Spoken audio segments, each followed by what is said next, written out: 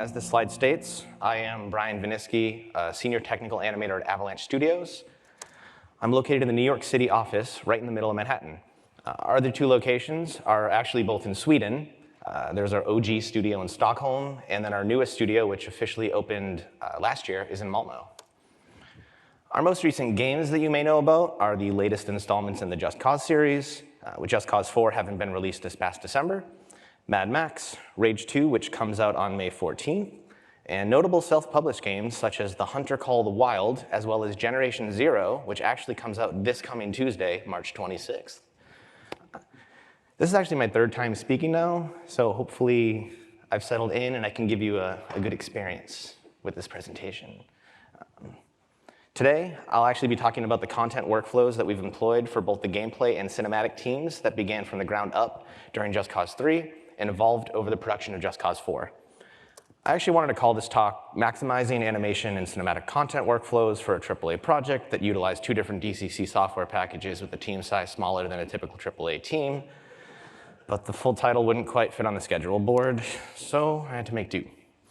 In all seriousness, though, the reason why I wanted to talk about the work that we've been doing over the last few years is because I truly believe that what we've been able to do with the scope of our projects, as well as the team size we've had, is quite remarkable.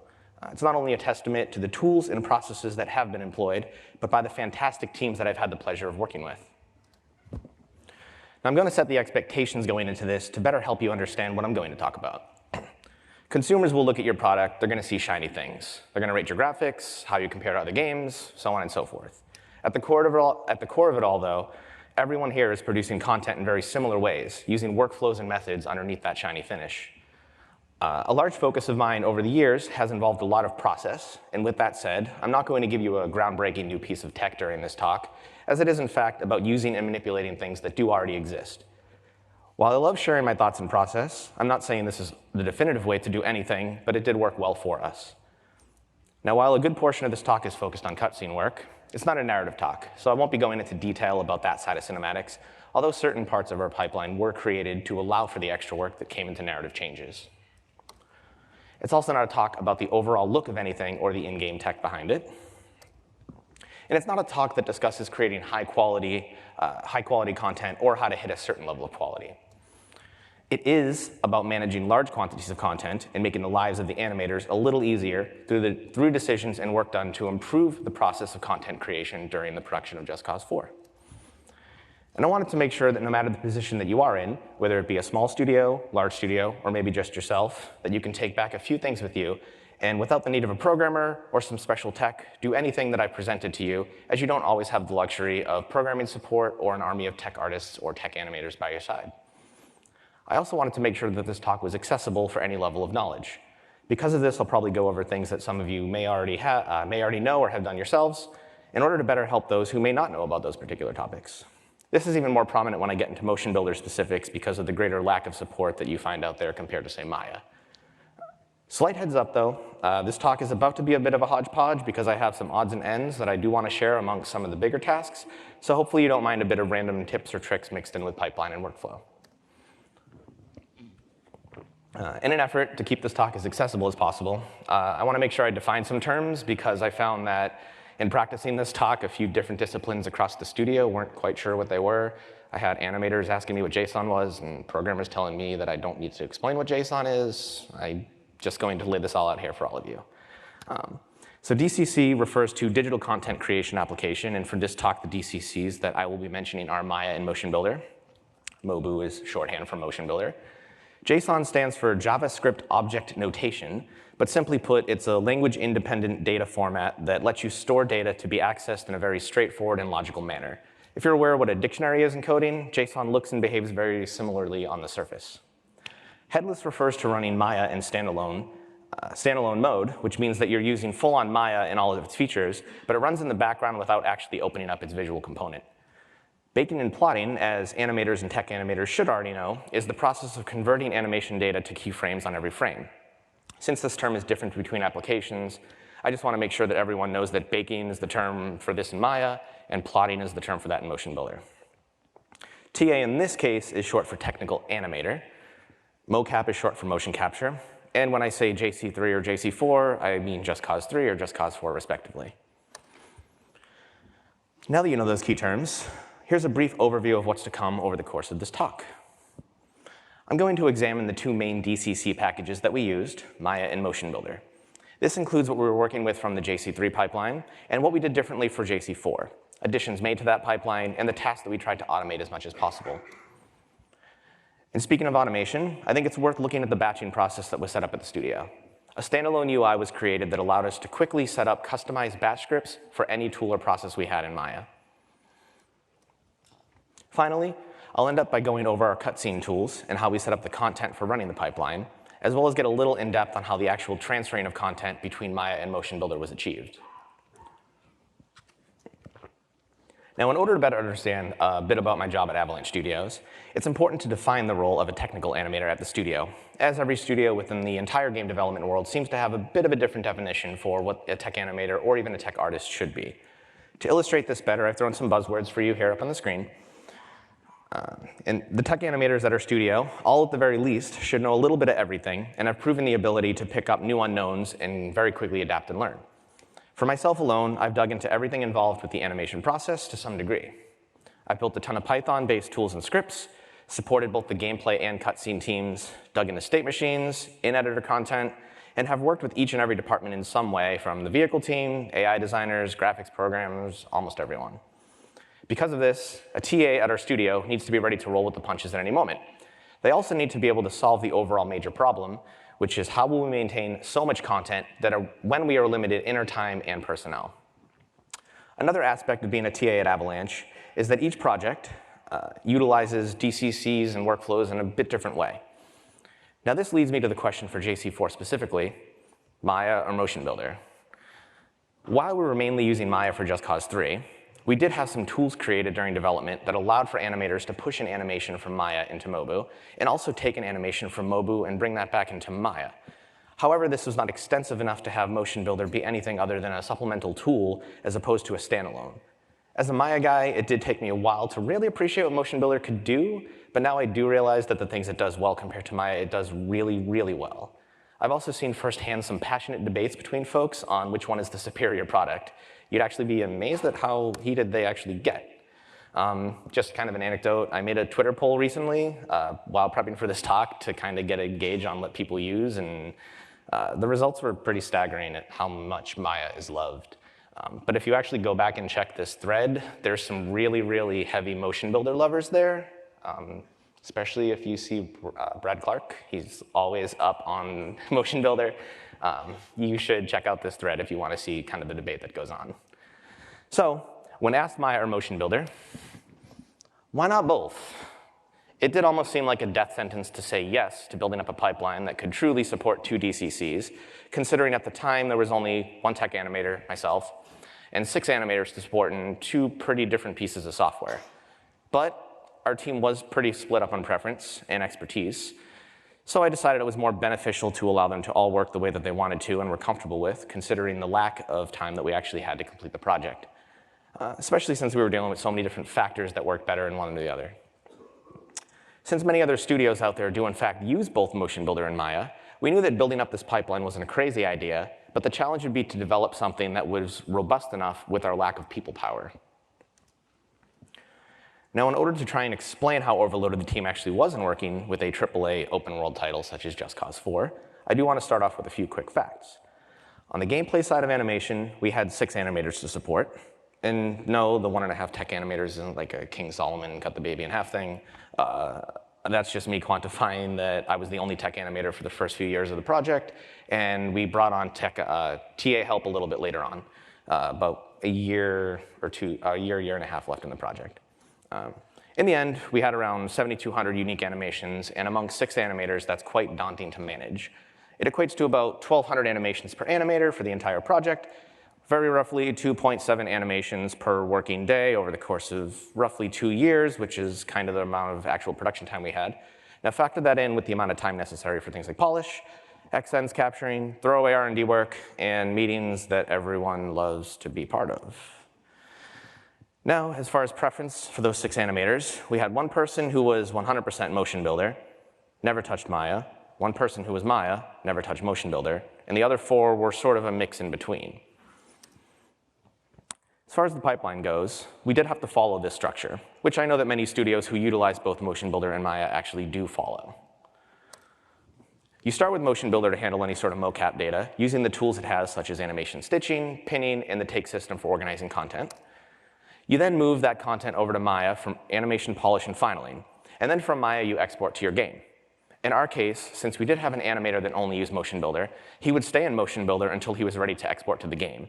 And from there, I had a process set up that would allow him to pass his content through Maya when exporting, and we needed to do this to make sure that all of the correctives and the custom rig features got picked up before they got exported to the game.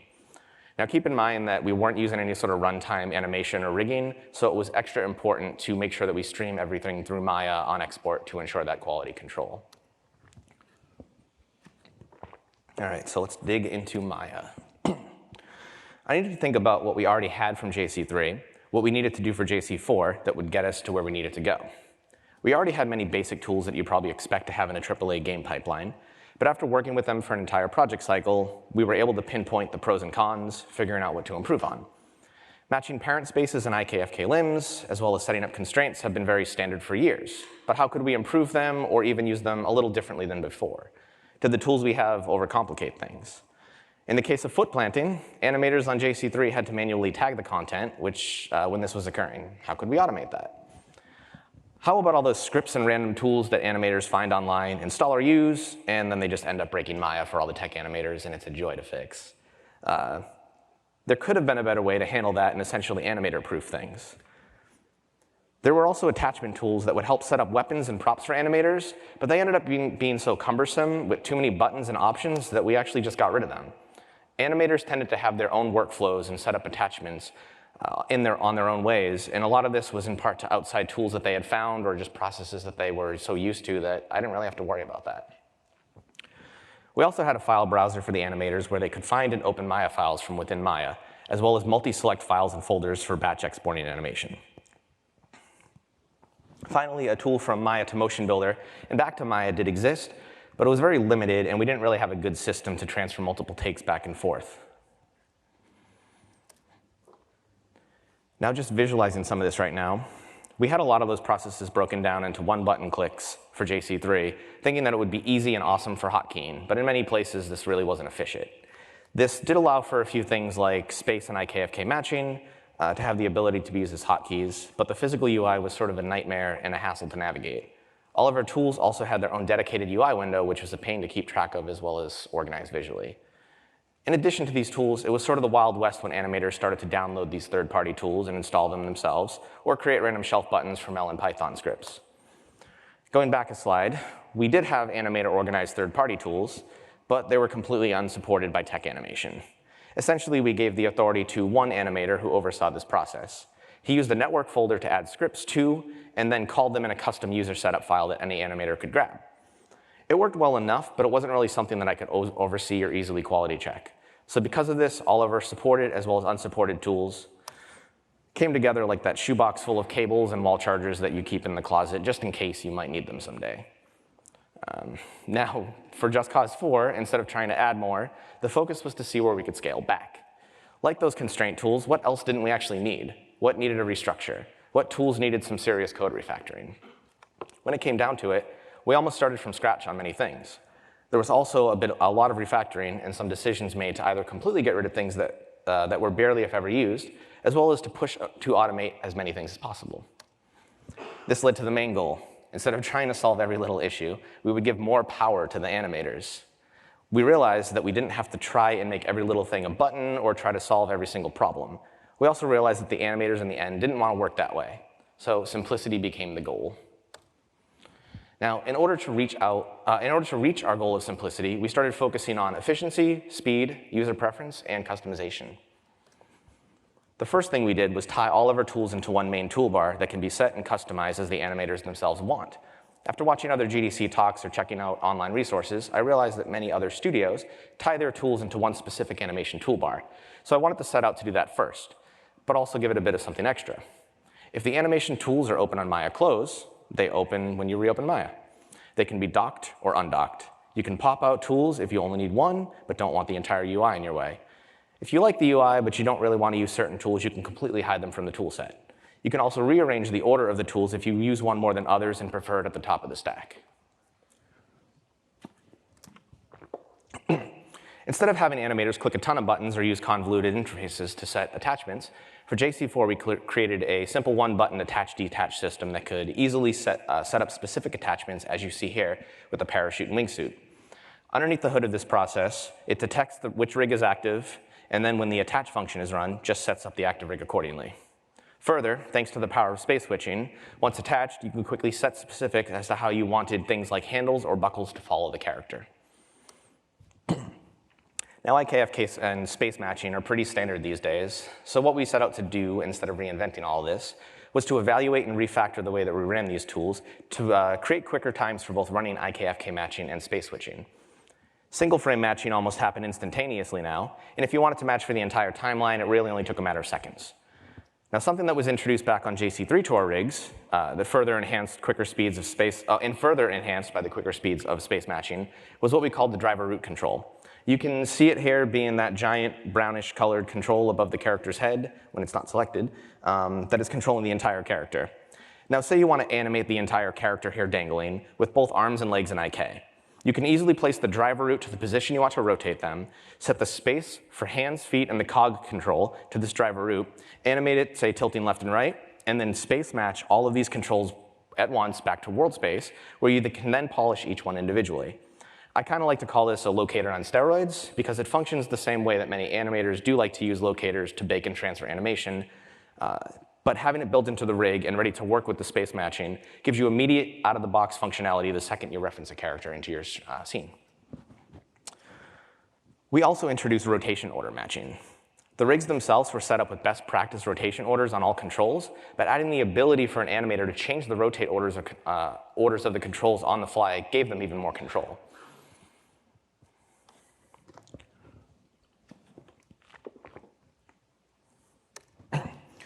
We also gave the animators the ability to create custom selection sets on the fly that were also simple to make hotkeyable. Multi-select the controls you'd like to group together, click Create Selection Set, and that's it.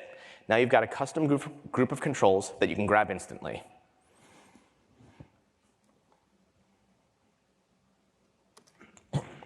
Even more power was granted to the animators to be able to set up their own custom pick walking for anything. On JC3, we did have pick walking on the character rigs, but that's it. And in order to set those settings, we would have to hard code it into the rig. This time around, the character rigs did have default pick walk settings, but the animators could customize this any way that they would like, and also add pick walking to whatever else they may choose.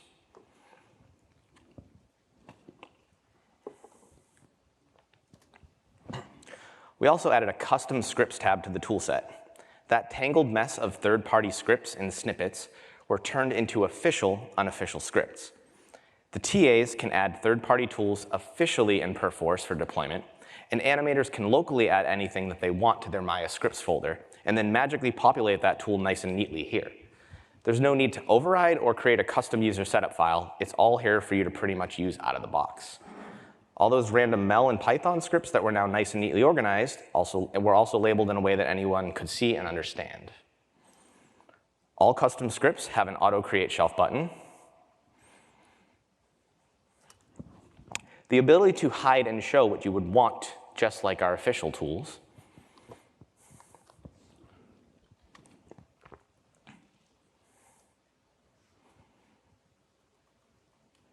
And a customized help pop-up that includes a unique command,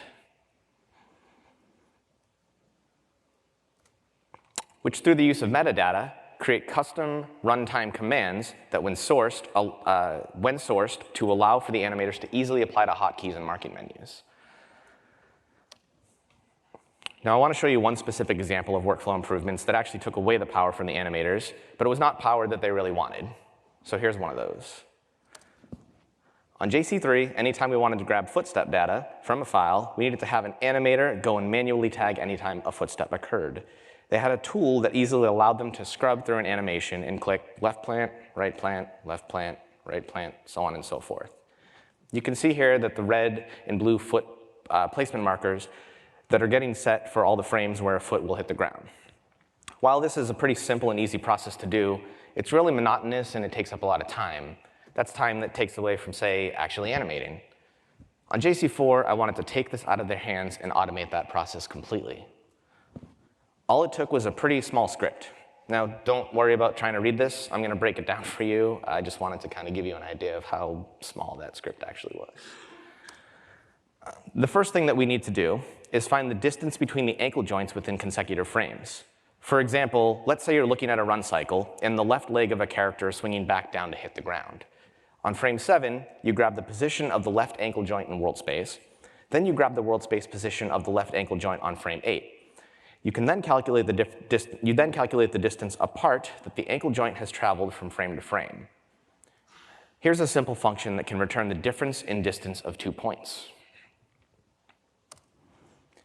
Here, we're just saying that we want to evaluate the left and right foot joints, and then depending on an animation being a walk or a run, there is a predetermined threshold that is slightly different based on the fact that the distance each foot moves, depending on the gait of the character locomotion, is pretty different.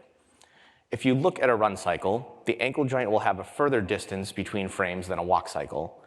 So what did this threshold actually do? We know that when the foot is planted, its position doesn't change a whole lot from frame to frame. This value simply says, do not bother even looking at anything greater than this. It was sort of a hacky but efficient way to filter out any obvious non-planted values, as sometimes those can otherwise mistakenly get tagged by the character's leg movement when not planted. Now here's the bulk of the script that takes these factors into account. We analyze twice here, one time for each foot. The analyzation goes through the timeline, finds the current value of the world space position of the foot on each frame, and compares that value with the world space position of the foot from the previous frame. If a distance value is less than the frame before, as well as less than the frame after that, we tag the frame the foot is planted. By tagging the smallest value of movement in a particular range of values, we assume that the script has found a planted foot. For walks, we also added a filter that made sure a foot wasn't too drastically rotated up and down or twisted, since the slower nature of walks meant that the distances of the position of the feet weren't as drastic from frame to frame. So surveying the pitch and roll of the foot gave us another good indication that a foot was actually planted and flat on the ground.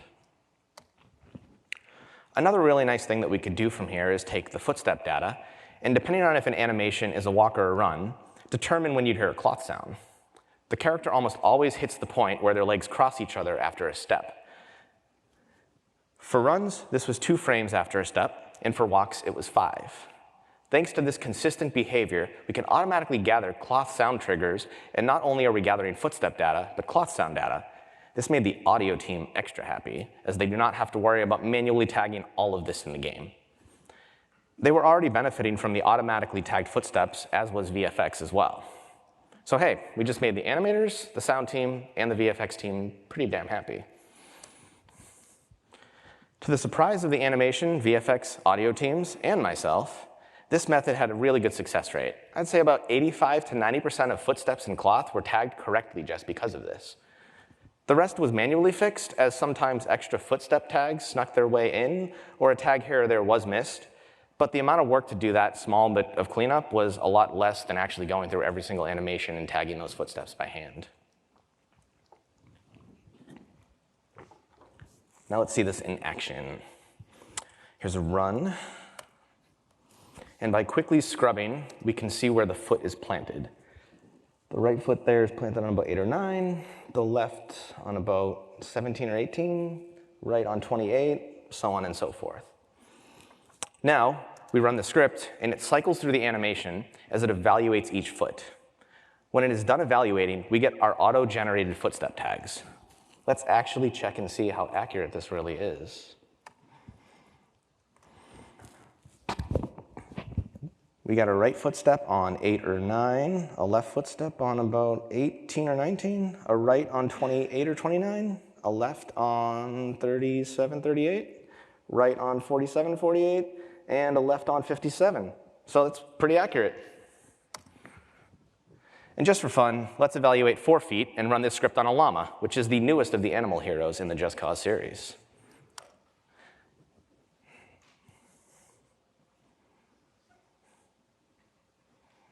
All right, here's our auto-generated data now. There's a right rear footstep about 6 or 7 there. A left rear about 8 or 9. Right front about 11, and left front is around 12. All right, that's pretty good. Ooh, quick moving over to Mobu now. Here's what we had custom on JC3. Yeah, nothing custom. While we did have a way to send MotionBuilder, Maya content to MotionBuilder, and then MotionBuilder to Maya, that entire process on the MotionBuilder side of things only involved making sure that you save your MotionBuilder file with the take that you want to transfer over to Maya saved as the active one. The only Maya-specific tools that we really had were just the Maya tools that grabbed FBX files and transferred animation onto our, that grabbed the FBX files and transferred animation over to our Maya rigs, or would bake down and export animation content in Maya out of FBX. Our goal for MotionBuilder was to actually make some tools. Now, we did actually have some animation tools that my counterparts in Sweden had developed over the years, but there was nothing that existed for project and workflow specific needs for us on Just Cause 4. So now we were developing actual MotionBuilder tools and allowing animators to use it as more of a standalone tool. We wanted to extend the default HIK rigs to allow for more from within MotionBuilder in terms of things such as retaining root motion data, weapon attached data, and any other reference aside from the default HIK controls. We also needed to drastically improve the process of sending content from MotionBuilder to Maya. It became necessary to send multiple takes from within a MotionBuilder file over to Maya, which then handled animation content on a 1 animation per file structure. In addition to multiple takes, we also had to send full cinematic sequences from MotionBuilder to Maya, just as we had to do the same from Maya to MotionBuilder. Now I'll detail that a bit more later when I actually talk about cutscenes. What we had on JC3 was the basic default HIK rig with no additional features. What we needed for JC4 was to add extensions to the HIK rigs so that we could pull that data, retain it, and modify if necessary. We actually start off in Maya with the A-pose character, T-pose it, and characterize it. Now this is our base to work on. From here, we can either build a Maya rig or an HIK rig from within Maya. With the MotionBuilder rig, we actually took that and brought it into MotionBuilder as an FBX. And that FBX that was generated, that was brought into MotionBuilder has sort of an auto build function that we run in MotionBuilder that creates the rig extensions to things like the root bone there that you see, it's a yellow arrow, and a bunch of key reference joints. Possibly you can see here, I put a cursor on the right hand's plus sign cross-looking thing. There's a left side one, and there's one on the chest for aim target where animators could animate the motion data for where the character was pointed. So now they actually had controls on these things to animate those in MotionBuilder, and it's easy to actually port that data over to Maya. Now the team has a custom MotionBuilder rig that they're animating with. They need to be able to push that content over to Maya. On JC3, animators would have to save their MotionBuilder file with the take that they want to transfer to Maya as the active take. Since animators were utilizing Mobu much more this time around, and especially for the animator on our team that only used MotionBuilder, this really wasn't going to cut it. Some files could contain as many takes such as this one, so we needed to make a way to quickly get any and all content out of MotionBuilder. We developed this UI that allows you to pick and choose whatever animations you want, which then get plotted down and completely stripped down so that the result is a simple skeleton that is very simply able to be quickly brought into Maya and transferred to the Maya rigs.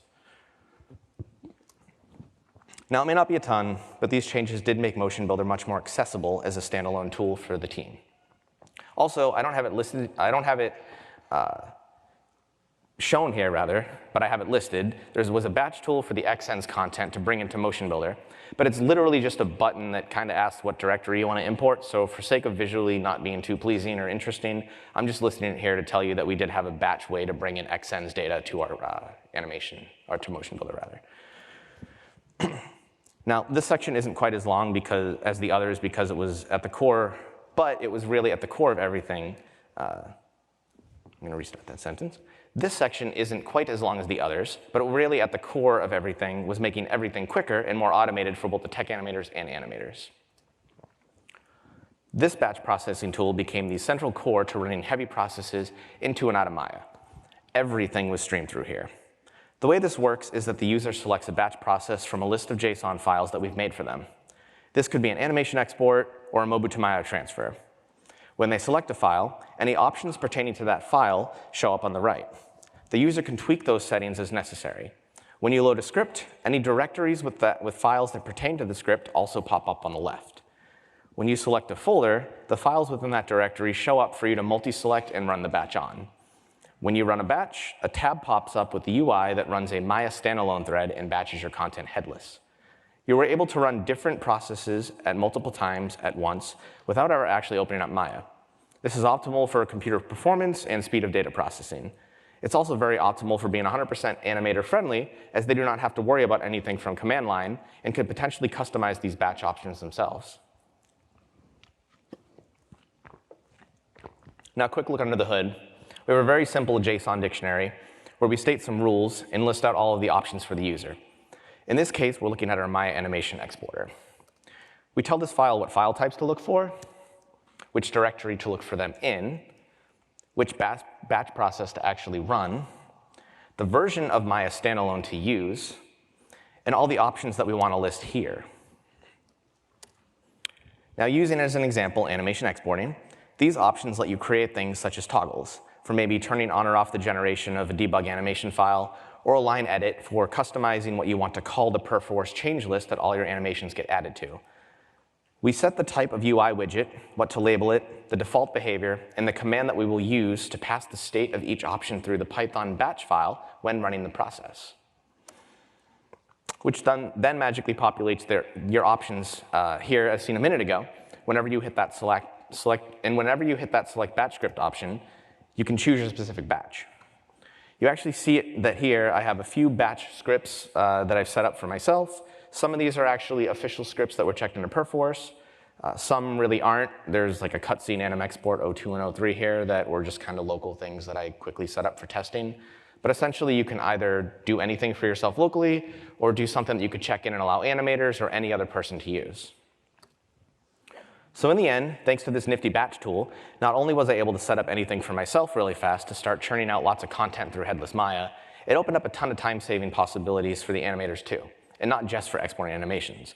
In fact, even though our pipeline called for content to be passed through Maya before export to the game, our MotionBuilder only animator used this batch tool in conjunction with the FBX takes batch exporting tool that we had within MotionBuilder, and he never once actually opened up Maya, not once. We just had the batch script set up for him to select all his FBX exports here, and then the tool would go through each file, throw the animation onto the applicable rig, and export that to game. And now, just with a few months ago, MotionBuilder 19 coming out with a headless mode, I plan on actually upgrading this to adding headless MotionBuilder into the mix. A world where we're pushing MotionBuilder content to and from Maya, exporting it out to the game, all without the need of having to open up any visual DCC is really a world that I want to live in. All right, on to cinematics. We had 2 full-time team members as far as managing the actual animation and camera content goes. One of these was myself, and the other was our cinematic artist. In the end, we had about 56 unique sequences. This number also doesn't include our single camera, single cut in-game scenes that were used to quickly set up missions. Our smallest sequence had about 5 shots that made it up, with our largest sequence having up to 60 cuts. While all characters and cutscenes were bipedal humans, we had 12 unique rigs of various heights and sizes to manage and make sure that they were correctly used in shots. Between all of these characters and sequences, we had about 65 minutes of actual cutscene footage. Yes, sorry, that was a phrase in the question. We did have 65 minutes of cutscene footage. Now, actual hands-on production for cutscenes didn't even start until about halfway through the project, and we literally didn't have actual content to work with until about 6 months before we went gold. So that's, Looking at the process, this may not seem too daunting when you look at what we were working with, because it's fairly straightforward on the surface. In creating JC4, like any of our other AAA projects at Avalanche Studios, we work with outside vendors for all motion capture and content solving when it comes to cinematics. To start the process, we have a narrative team at the studio, as well as our cinematic artist who worked on the story and dialogue. Which then, those ideas were transferred into storyboards and animatics to try and lock down things like pacing and camera work. Once this was nailed down and our actors signed on, we had a shoot. The shoot involved both our Avalanche Studios cinematics team and our vendor working together with the actors to best replicate all the factors that our animatics had tried to prove out. When the shoot was done, the vendor provided us with all the takes that were shot during the shoot, and our team at the studio went through and selected which content that they wanted to use and have the vendor solve for us. After this, there was some back and forth between us and the vendor to make sure that our character rigs were set up nicely for things like good proportions based on the actor proportions. And then the content was solved in our rigs, polished, and delivered to us as baked down skeletal animation in the FBX data format. Each shot was delivered as a separate FBX file with camera, characters, vehicles, weapons, and props for that shot. The content was then brought straight into Maya, transferred to our Maya rigs, and then exported to the game from there. So we're done, right? In a perfect world, yeah. But making games is hardly a perfect process, right? Going back to that gameplay pipeline we were already working with, we had this pipeline. Once we started getting cinematic content from our vendor, we added that content in a similar fashion to what we had already done with the gameplay content. This transfer is quite easy to do. We set up a batch script that takes all the delivered baked down skeletal mocap data, and since the skeletons are a perfect one-to-one match with the Maya control rigs, we transfer and bake that animation over quite easily. Now, of course, since we're making games, random emergencies or unknown needs may come from out of nowhere. Needs that, with the luxury of time and a larger team, can sometimes be met handedly. But time and numbers were definitely not on our side, so yeah, it did not really please us to go this way. But for the sake of brevity, I'm not going to go into a postmortem right now pertaining to this issue. I will say that as a technical animator, my most important role is that of a problem solver. When working out any issues, the first thing you do is assess the situation and come up with a viable solution based off of that. So going back to our cinematic content integration process, we needed to be able to do this. After we got our content into Maya on our game-ready rigs, we needed a way to get our cutscenes back into MotionBuilder to allow for dealing with changes, tweaks, and critical fixes or updates. Now, some of you may be asking, why would you actually go backwards? And I get that it's not ideal. It's kind of why I paused a little earlier. But simply put, our cinematic artist who handled all the camera work, sequence edits, and any cutscene setup was 100% a MotionBuilder guy. 100%. Just like that other animator. This guy did give his best try to learn Maya. He really did give his best effort, but the amount of time that it takes to make edits using the tools that MotionBuilder has, not only mention the great frame rate that it gives you for playback, remember animation caching in Maya just happened a few months ago. We really couldn't do what we needed to do without being able to take our Maya files with that solved motion capture data from the vendor, put it back into MotionBuilder, and then send that back out to Maya for final approval and export to the game once any new edits and changes were made. So in order to best explain how we tackled our cinematics workflow, I want to break down one of our cutscenes that we had to put through its paces. So let's start by watching the full cutscene.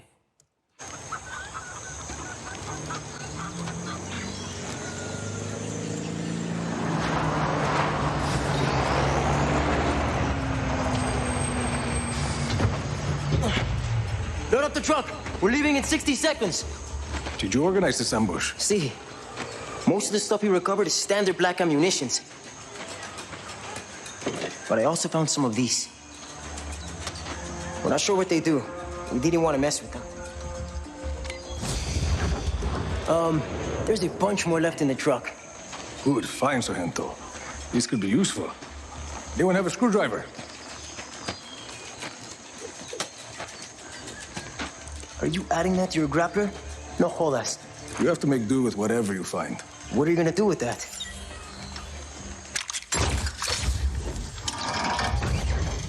Que chimba. Black Hunter calling, Sargento! Mierda. Listo. I'll drive the truck. I've got a chopper nearby waiting to extract this. Make sure you get there in one piece. Gracias, parcero. We're moving out.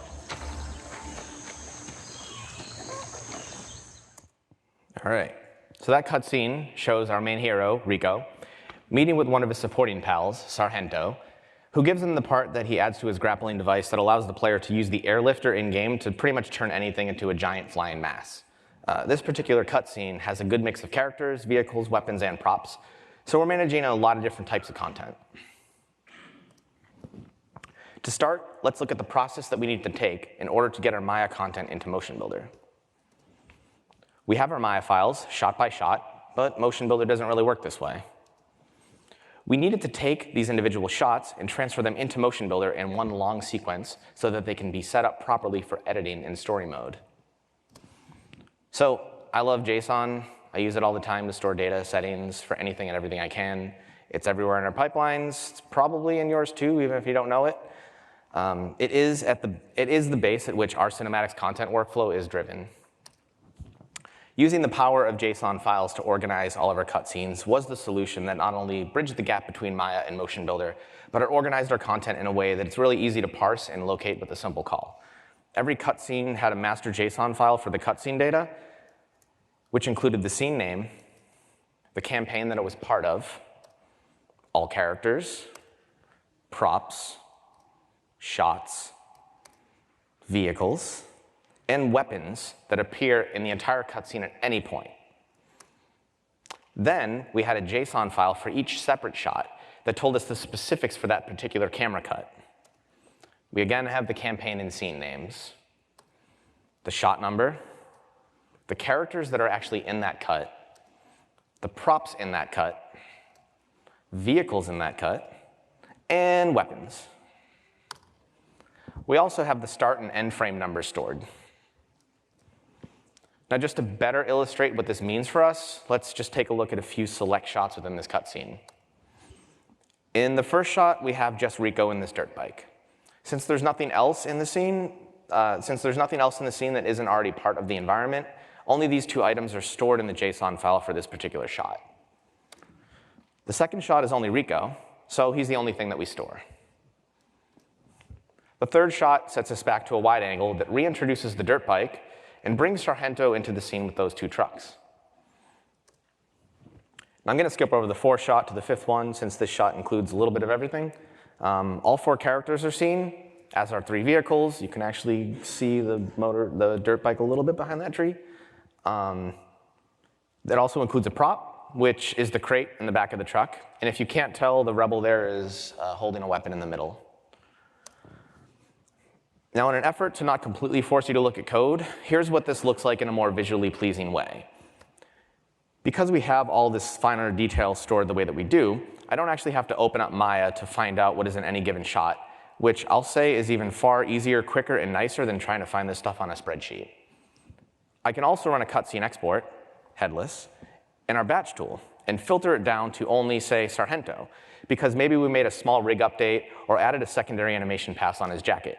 This batch process that we set up will parse every JSON file for the scene, and instead of wasting time opening shots where Sargento doesn't exist to check that he's there, it will immediately go straight for only the files that he's in. For a small team like ours, this time savings, when you think about the number of characters, scenes, and shots that we're working with, was a huge, huge win. Now, this also made it easier to, shot by shot, deal with our Maya to MotionBuilder transfer. Now let's start our content passing process on the Maya side. It's time to take our entire sequence that is cut up into Maya, that is cut into multiple files in Maya, and stitch that all together into one giant sequence of content so that it is Mobu friendly for a cinematic artist to use with the story mode and camera switcher. A short look into this part of script that does it for us. I promise I'll go quick. When we run our process, we open a fresh Maya scene. Let's call this the master file. We immediately start at negative 15,000 for a frame. This just ensures that each individual shot is having its content transferred over and it doesn't trip up the shot before it. Before this, actually, though, the JSON file for the whole cutscene itself is read, and all cameras, characters, etc. that exist are referenced into the Maya scene.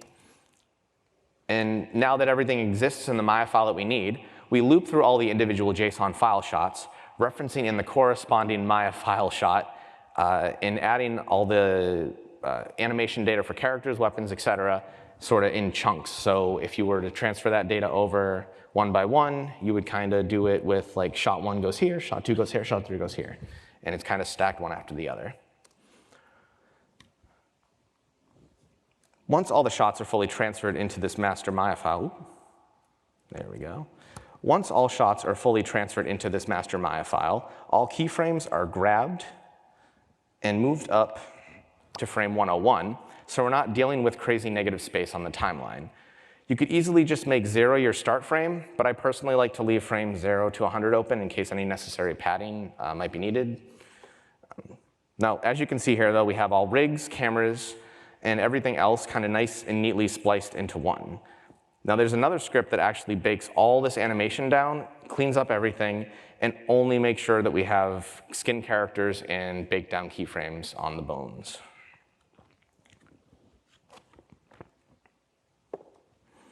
Once this file is exported to FBX, it's ready for some story editing in MotionBuilder.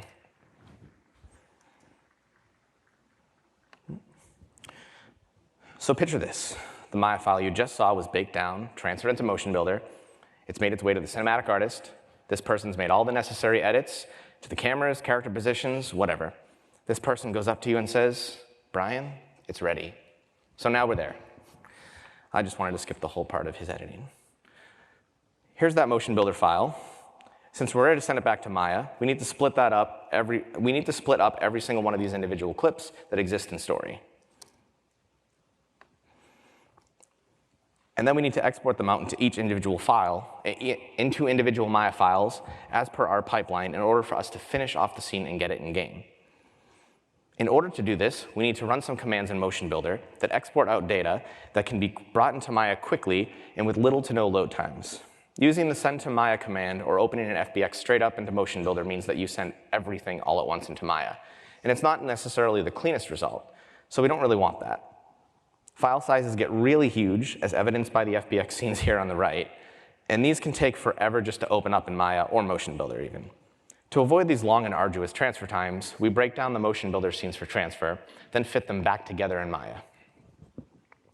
Not only do we have to break each of these clips down and export them separately, but we need to make sure we do so in a manner that doesn't export out large file sizes. Since we're getting close to the end here, I'll spare you more long code explanations and just sort of briefly run through this process. We first create a component list for everything in the scene, then gather all the start and end frame data in a list for each shot. Then we plot all animation to the skeletons, and once we've plotted, we grab the root joints of all skeletons using our component list to search from. Then we iterate through all of that, making sure to grab the entire hierarchy of each individual skeleton as we create clips per character and export out a separate file per character per shot. Our results look like this and include file sizes that range from mere kilobytes for cameras and anywhere from about 0.5 megabyte to 10 megabytes per character, depending on the complexity of the skeleton and the length of the shot. Rico would happen to have the largest files, with background characters having less, for example. This is much, much more manageable now than those giant MotionBuilder files that you found. These files truly contain just skeletons with baked animation data, sort of like what you saw before when we were exporting out FBXs from MotionBuilder into Maya for the gameplay side. They do look exactly the same as that, and shot by shot, we can now open up a fresh Maya file, reference in only the rigs for the assets that actually exist in each specific shot, and it only takes a matter of seconds to reference these small files in, which we then transfer the animation onto the Maya rigs from, which then kind of obviously takes a bit more than just mere seconds to do, but it's a lot easier to do. It's all streamed through the batch tool. The transfer script for taking those exported pieces from MotionBuilder does all the referencing, baking, and file cleanup in a snap. We can process multiple shots, scenes, whatever, much more quickly than by using the default built-in transfer setups. I did mention earlier that Maya was necessary for secondary animation polish, I believe, and here's why. One awesome content tool that we had in Maya was the motion generation tool. It could use a number of different solvers from Maya dynamics, such as spring or bounce, and then take in some user settings and process that based off of the root motion of the characters. We could batch through entire cutscenes in Maya and run an auto secondary animation patch on all characters very quickly. Now, I think our first pass maybe took about a week to add secondary animation to all those cutscenes. You can see here, Rico's straps are not really moving. Mira's here. Nope, now it's moving because we just applied the motion generation to it. All right, the extra special thing about this tool is that we could run it through a playblast script that we had in conjunction with batch, and we would actually get a directory of MP4 video files for each Maya file shot to see the secondary animation after the fact. This was super useful for going in and making sure that certain shots might need to be fixed up or certain shots were fine after a run. To wrap this all up, what we were able to accomplish included better workflows, more power and customization, a lot more automation and less manual work, a full 360-degree pipeline between Maya and MotionBuilder, and all of this helped us churn out a ton of content that we wouldn't have otherwise, been possible unless we had a small army to help us. Now, while there are other studios that have similar tools and workflows, I do hope that this talk at the very least gave a new perspective to those of you that are familiar. And for the rest of you, I hope you've enjoyed a bit of the behind the scenes and under the hood that I have presented. Before I really conclude, I do want to extend a huge thank you to these three guys here who all helped me in some way. Brad Clark, he's the co-founder of Rigging Dojo. He's there on the left. He was always available to help answer any MotionBuilder specific questions that I had, as I was pretty new in setting up more advanced features of MotionBuilder. He still does. He's really helpful, and you can probably ping him on Twitter, and he would be happy to talk about MotionBuilder with you. He actually made a quick video demo for me just on how the camera switcher worked out of his own time. It was like a 15-minute demo, and it was super helpful. John Malaska, he's in the middle there. He actually gave a talk this past Monday at the Animation Bootcamp about freelancing for animators, so check it out on the Vault if you weren't there. He came on board actually for a few months when I was cold, alone, and in desperate need of help. He really made it, he was really an integral part of a lot of the MotionBuilder setup that you saw, especially the exporting take system and kind of working with animators on what workflow worked. Now finally, Cole there on the right, he was responsible for many Maya optimizations, including a bunch of that custom script stuff that you saw that's really, really cool, and that motion generation tool. Also, they aren't listed or shown here, but my animation team's awesome. Despite all their crazy, crazy demands, they truly make me a better TA. So I really want to thank them. And also thank you to the conference associates in the back who have helped out. If you see the red shirts, thank them. This really wouldn't be possible without them. All this organization and stuff that none of us really would want to do, they do for us, and it's super awesome. And hey, thank you to you so much for coming to my talk today. Looks like we have about 6 or 7 minutes for questions if you want to ask any questions, or you can just see me outside of the hall, I believe across the way or something. There's an overflow room somewhere. But yeah, follow me on Twitter. I'm @TechAnimator. My email, brian@techanimator.com. Yes, I have all those. So yeah, thank you so much.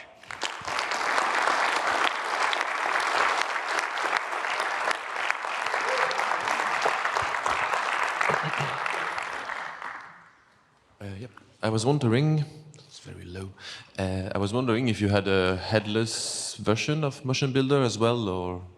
We do now. Okay. I mean, we're looking into moving to 2019, but it's literally headless MotionBuilder just started happening like a month ago. Okay, that's Yeah. what I thought. And also, did you have something to generate all your JSON file for your cinematic stuff? We got JSON files from the vendor at first, but we actually did have to do quite a bit of just kind of error checking and manual work just to make sure that they kind of were set up properly. But kind of once you set those up manually the first time, you're kind of good. And it was also a really nice way to sort of catalog and understand what was in those scenes by hand. Okay. And last one, what's the reason for having different files for all the shots in the cinematic? For the JSON? No, like in your engine, you have like different Maya files for each shot, and couldn't you have like one big animation for the whole that was cutscene? more done just for frame rate reasons in Maya, because when you have content that's like a 5-minute cutscene, you really don't want to work with, you know, multiple characters and all that when you have like a giant Maya sequence of say 8,000 frames. So we just kind of broke those down into quick little files that you could kind of go in and update one. The idea between that was that if you're in Maya, you're in the polish phase and you're not changing your camera framing or anything like that, and you're literally just polishing content. Okay, thanks. Hi, as a talk, and I just want to ask the name of the extra tools you use in Maya from rigging. Sorry, rephrase that question. The extra tools you use in Maya for rigging. For rigging? Yeah. Oh, we build our own. What? We build our own. We have all auto rigging tools that we build in-house. So everything is all Python scripts that I sort of started from Just Cause 3, just from scratch. So it's all automated stuff. We have a bunch of scripts in-house, and we build blueprint files using JSON as well, actually, where I just kind of state, this is the name of the control, this is the size, this is the color, sort of everything, offsets, all that, and then we just run that blueprint, and it just automatically builds our rigs. And by any chance, can you say me an equivalent To build rigs? Yeah. Equivalents to build rigs right now, I know a lot of people use something called MGear, which is, Pretty robust. I can't think of anything else off the top of my head right now. All right, thank you very much. Yeah, thank you.